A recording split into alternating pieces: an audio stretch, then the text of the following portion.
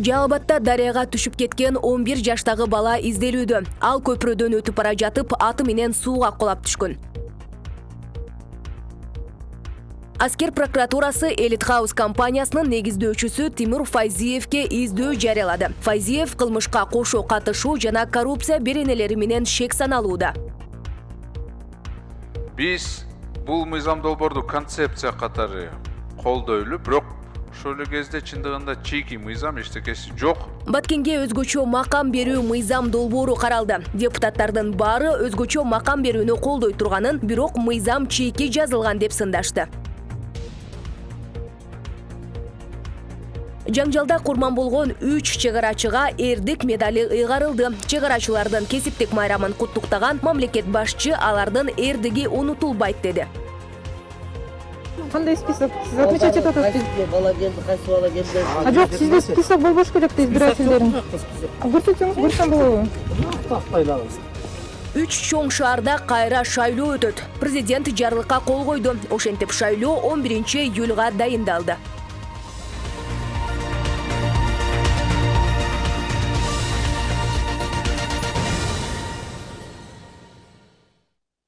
Нур телеканалында Нурньюс маалымат программасы сиздер менен мен Айганыш Туратбек кызы. Кесиптештер менен биргеликте күндүн негизги окуяларын тааныштырабыз. Саламатсызбы? Бизди Facebook баракчабыздан да түз көрсөңүз болот. Даректер экранда көрсөтүлгөн. Жалбатта дарыяга түшүп кеткен 11 жаштагы бала изделүүдө. Бул тууралуу өзгөчө кырдаалдар министрлиги билдирди. Алардын айтымында 24 май күнү Терс айылында 2010 жылы туулган бала жайлоого мал айдап бара жатып дарыяга түшүп кеткен. Ал көпүрөдөн өтүп бара жатып аты менен сууга кулап түшкөн. Ат табылды, а бала 5 күндөн бери издөөдө дейт өзгөчө кырдаалдар министрлиги. Аны издөөгө 20 куткаруучу, 51 жергиликтүү тургун тартылды. Toyota Ipsum менен КамАЗ кагышкан жол кырсыктан 8 киши жабыркады. Бул тууралуу өзгөчө кырдаалдар министрлиги билдиришти. Жол кырсык Чүй облусундагы Степное айылында болгон. Жеринде куткаруучулар иштеди. Буга чейин милиция 5 адам жабыркаганын кабарлап, каза болгондор жок экенин айткан. Автоинспекторлордун версиясына караганда, жеңил уна алдыда бара жаткан комбайндан озуп өтүүгө аракет кылып, аны жөөлөп алган. Ошол учурда каршы тилкеде келе жаткан жүк ташуучу уна менен кагышкан. Казакстандын Орусия менен чектеш Сырым чегара өткөрмө бекетинде Renault Magnum унасын айдап, Орусияга өтүп бара жаткан кыргызстандык жарандын машинесинен жалпы суммасы 135 килограммдан ашуун бозомтук түстөгү желим баштыктарга салынган жүк кармалды. Бул тууралуу Казакстандын мамлекеттик коопсуздук кызматы 28 майда расмий билдирүү таратты. Кармалган жүктү Батыш Казакстан облусунун ички иштер органдарына андан ары иликтөө үчүн өткөрүп беришти. Экспертиза жүктүн 39 килограмм 341 граммы героин, 96 килограмм 151 граммы гашиш экенин аныктаган. Маңзат ташып бара жаткан жарандын шектүү жүгүн чегарадагы атайын кызматтын Леди аттуу ити таап чыккан. Сырым чегара өткөрмө бекети Батыш Казакстан облусунун Орусия менен чектешкен жеринде жайгашкан. Аскер прокуратурасы Elite House компаниясынын негиздөөчүсү Тимур Файзиевке издөө жарыялаганын билдирди. Бишкектин 1-май райондук соту 27 майда ишкердин бөгөт чарасын карап, камакка алууга сыртынан чечим чыгарган. Тимур Файзиев жазык кодексинин кылмышка кошо катышуу жана коррупция беренелери менен шек саналууда. Ага кылмыш ишин Аскер прокуратурасы козгогон. Файзиевдин ушул тапта кайда экени белгисиз. Улуттук коопсуздук боюнча мамлекеттик комитет быйыл январда Бишкек шаарындагы архитектуралык курулуш көзөмөл тармагында тийиштүү документтери жок көп кабаттуу үйлөрдү куруу фактысын аныктаганын билдирген. Текшерүүдө ири курулуш компанияларынын бири узак убакыт бою мыйзамсыз курулуш иштерин жүргүзүп келгени аныкталган. УКМК кине коюлуп жаткан мамлекеттик органдын, андагы жооптуу кызматкерлердин жана ири курулуш компаниянын атын ачыкка чыгарган эмес. Бирок маалыматка Elite House курулуш компаниясына таандык турак жай курулуштарынын сүрөттөрү тиркелген. Бишкек шаарынын 1-май райондук соту Бурбур калаанын мурдагы вице-мэри Азизбек Алымкуловго өкүм чыгарды. Алымкулов күнөөсүн толук мойнуна алып, тергөө менен кызматташууга барган. Ал соттук териштирүүсү жок, айыппул салууну өтүнгөн. Жазык кодексинин 320 беренесинин 2-бөлүгүндө көрсөтүлгөн кылмышты жасоодо күнөөлүү деп табылып, Эсептик көрсөткүч башкача айтканда мамлекеттин пайдасына 260 миң сом өлчөмүндөгү айыппул түрүндөгү жаза берилди деп айтылат 1-май райондук сотунун маалымат кызматы тараткан маалыматта. Азизбек Алымкулов Бишкек шаарынын вице-мэри болуп 2019 жылдын февралынан 2021 жылдын февралына чейин иштеген.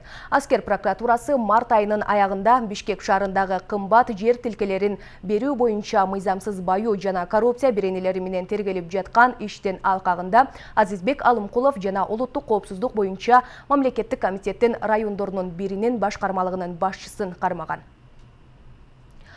Жогорку кеңеш кечеги жыйынында Баткен облусуна өзгөчө макам берүү тууралуу мыйзам долбоорун карады. Министрлер кабинетинин төрагасынын биринчи орун басары Айбек Жунушалиев документ боюнча Баткенге жеңилдетилген салыктык, инвестициялык жана мамлекеттик сатып алуу режими киргизилерин айтты. Баткенде иштеп жаткан жана жаңы ачылган ишканаларды 5 жылдан 10 жылга чейин жер, мүлк жана пайда салыгынан бошотуу каралууда.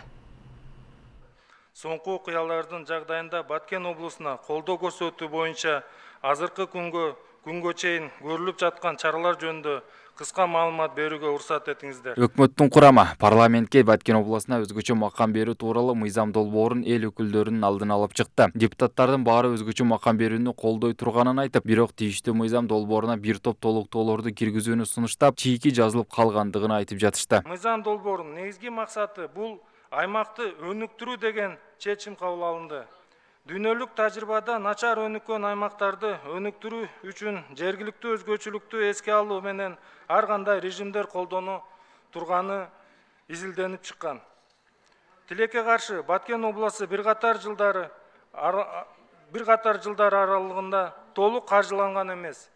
Биз бул мыйзам долбоорду концепция катары колдойлу, бирок ошол эле кезде чындыгында чийки мыйзам эчтекеси жок.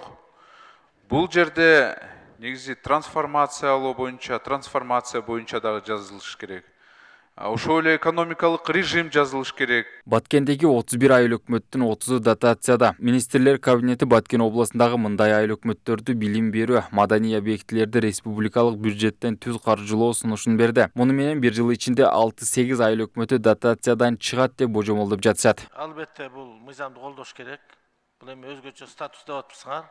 Бирок эми жакшы жазылыптыр. Бүт жак камтылган, экономикалык, социалдык бөлөк багыттардын баары тең. Бирок бир дагы маселе, айыл өкмөттөрдү дотациядан чыгарып үчүн эмне программаңар бар? Эң негизги маселе бүгүн инвесторлор келгенде жердин менчик формасы жөнүндө маселе козголуп атат. Буну жеңилдетүүнү биз бүгүнкү күндө установлен порядкеле болот, бирок тездетүү маселесин карадык. Бир, экинчи аймактык адистештирүү айыл чарбасына тиешелүү болгон маселе боюнча мал чарбасында дагы айыл чарба өсүмдүктөрүн өстүрүүдө дагы, кайра иштетүүдө дагы бул багытта атайын бир программа жасап атабыз. Буюрса ал жумуш ишке ашат. Конкретный суроо берейинчи, ошо Кыргызстанда бизде канча аскер шаарчасы бар? Мамлекеттин камкордугунда. Ошондой эле депутат Карамат Орозова Баткендеги айрым аймактарга аскер шаарчасы деген нам ыйгарууну сунуштады. Мен айтайынбы, бизде кошуна Казакстанда 30-дан ашык аскер шаарчасы бар, чек арада аймактар. Булар деген сөз ошо чек аранын коопсуздугу жана чек аранын бекемдиги үчүн берген ошол. Эгер аскер шаарчасы деген макам статус берсеңер, анда как раз сиз айткандай мамлекеттин коргоосунда, мамлекеттин камкордугунда болот болчу да. Карамат Бабашевна, сиздин сунушуңуз эске алынат. Бир эле сөз бул жерде биз мыйзам долбоорун иштеп чыгып атканда ушу Баткен облусунун ушу өнүгүү багытта караганбызда, эми сиздин сунушуңуз эске алынып, алдагы маселелер киргизгенге мен ойлойм бул карап чыгабыз. Эгерде Баткен облусуна макам берилсе, андагы тургундар салыктын 4 түрүнөн бошотулат. 31 айыл өкмөттүн 30 дотацияда деп. 55% таза суу менен камсыз болгон. 1200 гектар ирригацияны биз жакшы өздөштүрүп, элге суу менен камсыз кылабыз деп. Айтсаңыз, жергиликтүү кайсыл салыктарды биз республикалык бюджеттин эсебинен толуктайбыз, жана айтпадыңызбы? Негизинен 4 салыктын түрлөрү боюнча бул жер салыгы, налог на имущество, сатыктан алынган салык жана киреше салыгы. 4 салық. Тийиштүү мыйзам долбоору толук бышкан эмес деген жүйө менен эл өкүлдөрүнүн кубулуна толгон жок. Жыйынтыгында аталган мыйзам долбооруна толуктоолорду киргизип, кетирилген мүчөлүштүктөрдү кайрадан карап, өкмөт мүчөлөрү келерки жума парламентке алып чыкмай болушту. Анткени Баткен элине бир топ жеңилдиктер каралганы менен каржы булактары толук такталган эмес. Ильяс Анарбай уулу, Аскар Маратов, Нурньюз, Бишкек. Ошондуктан мындай кылбайлыбы, күн тартибинен алып турсак, кийинки жумага чейин. Президент Садыр Жапаров Баткен облусундагы стратегиялык мүнөзгө ээ альтернативдүү Миңбулак, Чорго, Аксай айланма жолунун курулушун барып көрдү. Мамлекет башчысы ал жерге 28 майда барганы расмий кабарланды. Жол Баткен облусунун Аксай айылына чейин Тажикстандын аймагын айланып өтүү максатында курулууда. Узундугу 48 километр, жолдун 7 километр курулушунда иштер башталып, ашуудагы тилкенин долбоордук сметалык документи даярдалган. Садыр Жапаров Баткен облусуна 2 күндүк сапары менен 27 майда барган. Ал Кыргыз-Тажик чекарасындагы куралдуу жаңжалда жабыркаган айылдарда эл менен жолугушууда. Кыргыз-Тажик чекарасындагы соңку чыр-чатакта 36 кыргызстандык курман болуп, 180 ашууну жарат алды. Тажик тарап 19 адам өлүп, 87 киши жаракат алганын билдирген. Кыргызстан менен Тажикстандагы чектеш аймакта жол, суу жана жер маселесине байланыштуу тез-тез чыр чыгып турат. Бүгін 28 майда президент Садыр Жапаров 28, 29, 30 апрелде жана 1 майда болгон чырда эрдик көрсөткөн жана курман болгон чегара кызматкерлерине мамлекеттик сыйлыктарды тапшыруу тууралуу жарлыкка кол койду. Президенттин расмий интернет баракчасына чыккан кабарга ылайык, аскердик парызын аткарууда көрсөткөн кармандыгы жана эрдиги үчүн курман болгон улуттук коопсуздук мамлекеттик комитетинин чегара кызматынын капитандары Эсентур Кубанычбеков, Нурсултан Манасбек уулу жана прапорщик Бекзотбек Юлдашевке эрдик медали ыйгарылат. Чегарачылардын кесиптик майрамына байланыштуу мамлекет башчы Садыр Жапаров жолдогон куттуктоодо бул офицерлердин эрдиги унутулбай турганын белгилеген. 2019 жылы чегарада курман болгон прапорщик Равшан Муминовдун азасын кыргыз эли унута электе. Кечеги эле чегарадагы Каргашада капитан Манасбек уулу Нурсултандын, капитан Кубанычбек Эсентурдун, прапорщик Юлдашев Бекзотбектин кармандыгы түбөлүк эсибизде калат. Ушундай уулдарды бар үчүн Кыргызстан эгемендүүлүгүн жоготпойт. Кыргыз-Тажик чегарасындагы соңку чыр-чатакта 36 кыргызстандык курман болуп, 180ден ашууну жарат алды. Каза болгондордун 3-өө чегара кызматкерлери болгон.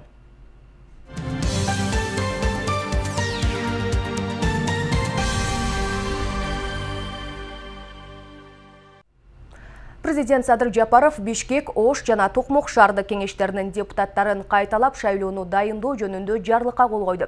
Бул маалыматты президенттин басма сөз кызматы бүгүн 28 майда билдирди.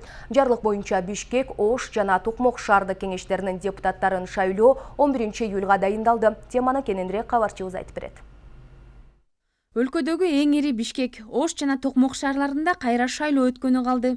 Буга чейин мыйзам бузууларга байланыштуу арыз дооматтардан улам Борбордук шайлоо комиссиясы бул шаарлардагы добуш берүүнүн жыйынтыгын жокко чыгарган. Ал эми бүгүн болсо президент аталган шаарларда кайталап шайлоону өткөрүү боюнча жарлыкка кол коюп, убактысын белгиледи.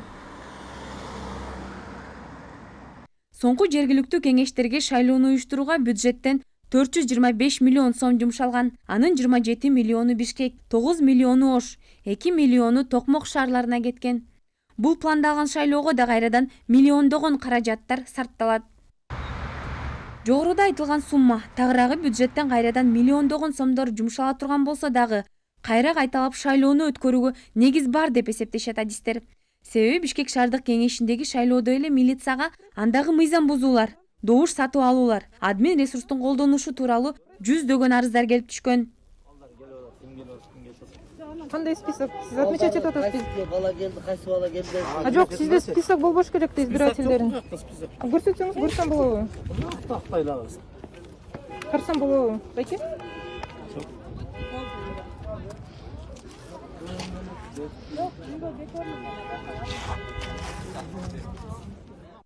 Мындай чуулганда өткөн бул соңку жергиликтүү шайлоо тууралуу айткан байкоочулар айрыкча өлкөнүн бул 3 чоң шаарларында капчыктуу бир катар саясатчылардын партияларынын ортосунда күрөш катуу жүргөндүктөн мындай кырдаал жаралды деп белгилешүүдө.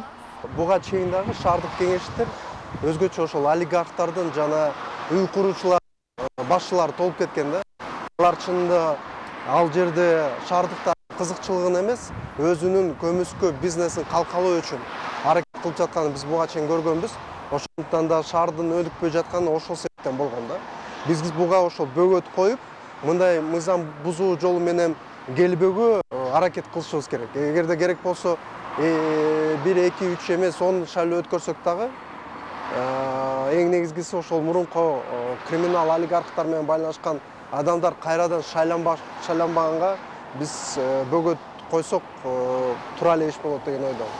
11 апрелде өткөн шайлоодо добуш берүүнүн баштапкы жыйынтыгы жарыяланган күнү кечинде эле бир катар партиялар БШКнын алдына нааразычылык акциясына чыгып, кайра шайлоо өткөрүү талабын коюшкан. Мындан улам бир канча жагдай, фактыларды эске алуу менен БШК шайлоодогу мыйзам бузуулар үчүн 3-майда Токмок шаардык кеңешине, 11-майда Ош шаардык кеңешине, 19-майда Бишкек шаардык кеңешине өткөн шайлоонун жыйынтыгын жокко чыгарган. Эркай Мерикова, Аскар Маратов, Нурньюз, Бишкек. Қазақстанның премьер-министрінің орынбасары Тышкы иштер министри Мухтар Төлеуберди 28 майда Кыргызстанга расмий иш сапар менен келди. Кыргызстандын Тышкы иштер министрлигинин басма-сөз кызматы кабарлагандай, сапар алкагында эки өлкө ортосундагы соодага байланыштуу тоскоолдуктарды жоюу, жүк ташуучу автоунааларды өткөрүүдөгү маселелерди чечүү өңдүү экономикалык кызматташтыктар талкууланат. Төлеубердинин сапары кыргыз-казак чек арасындагы Ак Тилек өткөрмө бекетинде Казакстанга кирүү үчүн ондогон жүк автоунаалар тыгыны жаралган учурга туш келди. Кыргызстандын мамлекеттик чек ара кызматы 27 майда мындай узун тыгындын пайда болушун экономика жанданып, оор жүк ташыган автоунаалардын көбөйгөнүнө байланыштырган. Төлеуберди Кыргызстанда 2 күн болот, президент менен жогорку кеңештин төрагасы менен жолугат. Тышкы иштер министри Руслан Казакбаев менен сүйлөшүүлөрдү өткөрөт. Кезек интернеттен алынган дүйнө кабарларында алсак Ирандын президенттигине 592 талапкер арыз берип, 585 четтетилди. Шайлоодон четтетилгендердин катарында 2005-2013 жылдары Иранды башкарган президенти да бар. Бул арада Испаниялык Реал Мадрид футболдук клубунун башкы машыктыруучусу кызматтан кетти. Бул тууралуу аталган клуб өзү жарыялаган. Эми Фейсбукту Еврокомиссияга монополияга каршы мыйзамдарды бузууга шектеп, текшерүүгө алууну көздөдү. Маалыматка ылайык, Брюссель компаниянын интернет сатуу тармагы боюнча текшерүү жүргүзүүгө даярданууда. Алдыда кененирээк сөз болот. Ирандын жогорку лидери Аятолла Али Хаманеи 585 талапкерди шайлоодон четтетүү чечимин колдоду. Бул тууралуу ал 27 майдагы парламент мүчөлөрү менен болгон жолугушууда билдиргенин Азот Тилек радиосу жазды. Буга чейин Ирандын конституцияны коргоо кеңеши президенттик шайлоого катышуу үчүн арыз калтырган 592 кишинин ичинен 7 талапкерге гана уруксат берип, калганын жарышка өткөргөн эмес. Шайлоодон четтетилгендердин катарында 2005-2013 жылдары Ирандын президенти болгон Махмуд Ахмадинежад да бар. Белгилей кетсек, Иранда президенттик шайлоо 18 июнда өтөт. Еврокомиссия Фейсбукту монополияга каршы мыйзамдарды бузууга шектеп, текшерүүгө алууну көздөдү. Бул тууралуу Financial Times гезитине шилтеме берип, Euronews жазды. Маалыматка ылайык, Брюссель компаниянын интернет сатуу тармагы боюнча текшерүү жүргүзүүгө даярданууда. Басылма билдиргендей, Евробиримдиктин расмий адамдары Facebook менен анын атаандаштарына тиешелүү анкеталарды жөнөткөн. Анын максаты америкалык гигант атаандаштарына бут тосуп тоспогонун, бизнес жарыяларды жайгаштыруу эрежелерин бузуп-бузбаганын аныктоо деп жазат сайт. Азырынча Facebook Евробиримдик антимонополиялык иликтөө жүргүзбөгөн жалгыз ири америкалык технологиялык компания болууда. Буга чейин Microsoft, Amazon жана башка компаниялар текшерүүгө алынган.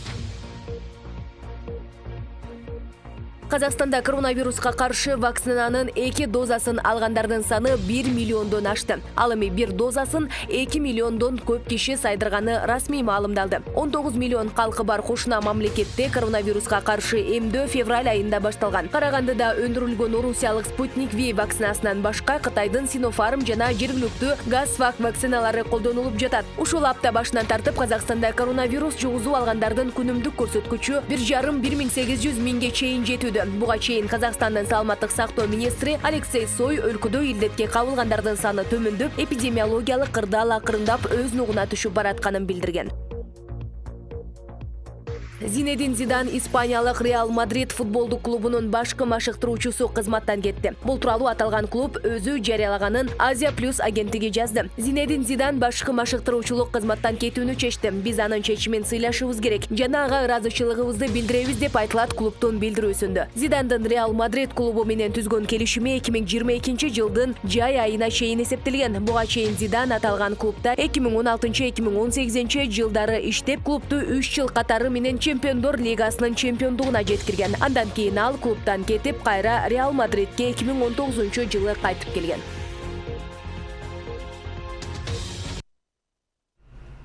Кайрадан жергиликтүү кабарларга кайтсам, экономика тармагындагы көңүл буруучу негизги жагдайлар эмнеде? Анын оң жана терс жактары. Бул багыттагы иликтөөлөрдө массалык маалымат каражаттары негизги ролду ойнойт. Буга байланыштуу өлкөдөгү журналисттердин экономикалык сабаттуулугун жогорулатуу үчүн 3 күндүк тренинг уюштурулган. Анда журналисттер финансылык отчеттуулуктун эл аралык стандарттарынын бардык багыттары тууралуу кенен маалымат алышкан. Аталган тренингти тажрыйбалуу адистер жетектеп, өз тажрыйбалары менен бөлүшүштү. Андан тышкары Кыргыз Республикасынын экономика жана финансы министрлигине караштуу финансы рыногун жөнгө салуу жана көзөмөлдөө мамлекеттик кызматынын төрагасы Арзыбек Кожошев жана бир нече кызматкерлер өздөрүнүн ишмердүүлүгүн презентациялаган. Тренингке өлкөнүн түштүк аймагындагы журналисттер катышып, жалпы 15 журналист атайы сертификат, аудиттик багыттагы китептерге ээ болушкан. Өзгөчө журналисттер активдүү болду. Абдан курч суроолор берилип атты. Отчеттуулуктан тышкарыдагы кредиттер боюнча, азыркы экономикалык абал боюнча дагы чакан кичине ишканалардын финансылык отчеттуулуктарын дагы абдан ушул сыяктуу бир аябай актуалдуу бир жакшы суроолордун баарын журналисттер берип, өзгөчө активдүү катышты да. Биздин долбоор Кыргыз Республикасындагы финансылык отчеттуулукту жана аудитти өнүктүрүү деген долбоор. Ушул биздин бүгүн өтүп аткан тренингибизде ушул долбоордун алкагында уюштурулуп жатат. Бул тренингди өткөрүш үчүн биз 19 тренерди дардап алып, 4 группага бөлүп алып окууларды жүргүзүп атабыз. Журналисттерге биринчиден болуп, журналисттер финансылык отчеттуулук жана аудит жөнүндөгү толук маалымат алсын деген максат коюлган. Ошондой эле ошол алган билиминин негизинде биздин коомчулуктун арасында дагы жакшы маалыматтарды берип, финансылык грамотность билимдүүлүгүн жогорулатууга арналган тренинг. Жаратылыш жана адам, алардын образдары. Турмуштун оор сыноолору Жыргал Сулаймановдун Жылан эне чыгармасында. Адабиятта өзгөчө образды жарата билген жазуучу Жыргал Сулайманов жогоруда аталган чыгармасынын бет ачарын өткөрдү. Китептин бет ачарына адабият сүйүүчүлөр катышып, анын чыгармасындагы өзгөчөлүктөрүн талдап, жакшы пикирлерин калтырып кетишкен. Бир болсо, өлөт деген ушул турбайбы деп, кур десе терезеге жетип барып, акыр жарыктыкты бир көрүү үчүн, бир тамчы сууну уртап алуу үчүн. Турмуштун оор тагдыры, анын оош кыйыш сыноолору, аны көтөрө билүү. Булардын баары жазуучу Жыргал Сулаймановдун Жылан эне чыгармасында камтылган. Чыгармадагы өзгөчөлүк, андагы берилген образ башка чыгармалардан айырмаланып турат. Бирде жан дүйнө жанчылып, бирде көңүлүң жайлап, чыгармадагы окуялар көпчүлүктүн көңүлүн буруп жатат. Жазуучунун бул өзгөчөлүгү анын чыгармачылыкка чын дилинен дил койгонунан кабар берет, дейт адабият ышкыбоздору. Образ түзүү жагынан, анан образдарды ачуу, анан карама каршылыктар берүү, образдардагы жанагы адам эмне себептен ошондой бир күчкө ээ же болбосо бир жаман ишке барат, анын артында эмне турат? Ушуларды абдан сонун ачканда, адам жөндөн жөн эле туруп, өзүнүн немесинен ашып кетпейт да, өзүнүн жүрөгүндөгү, өзүнүн кыялына, өзүнүн мүнөзүнө туура келбеген нерселерди ача албайт. Бул үчүн ошол адамды ошондой шартка жеткирген факторлор ошолорду абдан сонун ачып берген да. Жылан эне чыгармасында жаныбар менен адамдын табигый окшоштугу, андагы өзгөчөлүк кыргыз адабиятында жаңыдан жаралган образ, жаңы боек катары бааланууда. Жашоонун өйдө ылдый окуялары сүрөттөлгөн чыгармада психологиялык күчтүү ой толгоолор камтылган. Мындай сүрөттөлгөн окуялар чыгармачылыктын мыкты көрсөткүчү катары да бааланып жатат. Жылан эне сыяктуу романы бул кыргыз адабиятындагы жаңы түс, жаңы образ да. Анткени мында ошол табияттын ең бір қардуу заардуу жаныбары жылан менен ошол жыландын образын адамдардан ошол мамилесиндеги чагылышы. Анан адамдар менен ал кандай мамиледе байланышат. Деги эле жылан анан адамдар. Ошол адам табияты менен жылан табиятынын окшоштугу. Ушундай бир андай күнгөй тескелер, карама-каршылыктар сүрөттөлгөн да. Бул эми өтө бир психологиялык, өтө бир философиялык чыгармалардын сап башын толуктайт да. Жыргал Сулайманов жараткан чыгармаларын өнүккөн замандын жаңычыл жараны катары окурмандарына Facebook баракчасы аркылуу да жарыялап келет. Жыланына чыгармасы да баракча аркылуу окурмандарга тартууланып келген. Эмиминтип аталган китеп басылма болуп чыгып отурат. Көркөм окуя, көркөм чыгарма дагы адамды кадимкидей эс алдырат, дем алдырат, шыктандырат демекчи. Андыктан мен ошол китеп сериал ушул эмесин өтө алгам да. Өзүм баракчама бир жумага бир жолу ошол кыска окуй турган кылып кыска жазып чыгам. Ошол жанрда китеп сериал жаңы жанр деп койсок болот. Жылан энени жарыялап келдим. Жарыялап келип элдер абдан бүйүрү кызып окуп анан ошол бүгүн Кудайдын кулагы сүйсүн ошол китеп чыгып отурат. Жазуучу Жыргал Сулаймановдун бул убакка чейин 2 китеби жарык көргөн. 2018-жылы Дил көөнүмдө жанган от, 2019-жылы Өзүңдү изде романы китеп болуп басылып чыккан. Учурда Жылан эне чыгармасы жарык көрүп, аны коомчулукка тартуулап турат. Нурзада Сыдыкова, Адилет Нышанбаев, Нурньюз, Ош шаары. Аны менен кездешпесем, тагдыр, турмуш башкача болот беле. Урматтуу теле көрүүчү, сиз Нурньюз маалымат программасын көрдүңүз, ал үчүн сизге ыраазычылык. Эгерде эфирди толук көргөнгө жетишпей калсаңыз, бизди интернет баракчаларыбыздан оңой эле таба аласыз. Даректер экранда көрсөтүлгөн. Ал эми өлкөдөгү ооруну алдын алуу үчүн үйдөн чыгарда сөзсүз түрдө бет кап тагууну унутпаңыз. Мен сиздер менен коштошом. Кайрадан эфир аркылуу көрүшкөнчө сак саламатта калыңыз.